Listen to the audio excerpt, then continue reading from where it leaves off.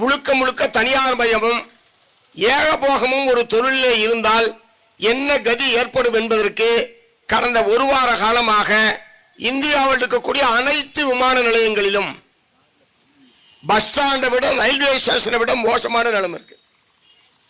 ஆயிரக்கணக்கான மக்கள் குழந்தை குட்டியோடு போய் விமான நிலையத்தில் அந்த தரையிலே படுத்து கொண்டிருக்கிறார்கள்.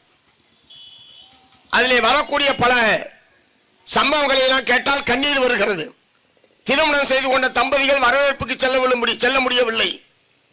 மனைவியினுடைய ஆபரேஷனுக்கு போக வேண்டிய கணவன் பிளைட் ரத்தாகி போகாம இருக்கிறான், அல்லது ஆபரேஷனுக்கு போக வேண்டிய பேஷண்ட் போக முடியல.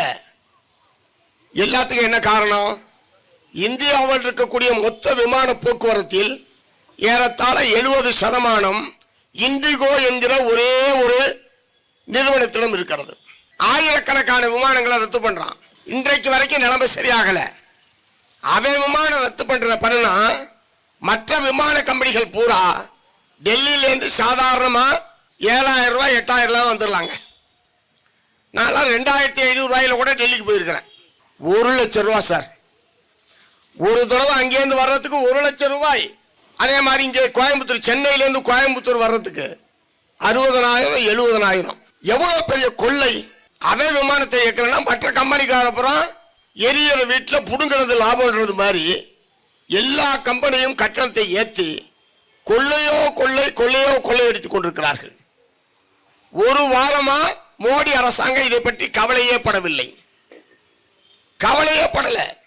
ரயில்வே ஸ்டேஷன்லாம் விமான நிலையம் மாதிரி இருக்கும்னு சொல்லி அந்த ஆள் பிரச்சாரம் பண்ணார். இப்ப விமான நிலையம் பூரா ரயில்வே ஸ்டேஷன் மாதிரி மாறி போச்சு. மக்கள் பூரா அங்க படுத்து கிடக்கிறான், வாரக்கணக்காக படுத்து கிடக்கிறார்கள்.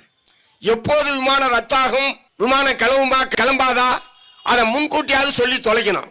எல்லாரும் வீட்டில இருந்து வண்டி வாகனத்தை பிடிச்சி குழந்தை குட்டியோட மூட்டை முடிச்சோட இங்க வந்த பிறகு சொல்றான் கேன்சல்டு. அது எதையுமே சொல்லாம வேற இருக்கான்.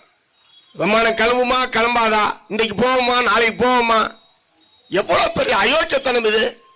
ஆகவே நாங்கள் தனியார் மயத்தை எதிர்க்கிற போதெல்லாம் இங்கே சில அறிவாளிகள் தனியார் மயம் தான் ரொம்ப நல்லது என்று பிரச்சாரம் செய்து கொண்டிருப்பார்கள் எப்போதுமே.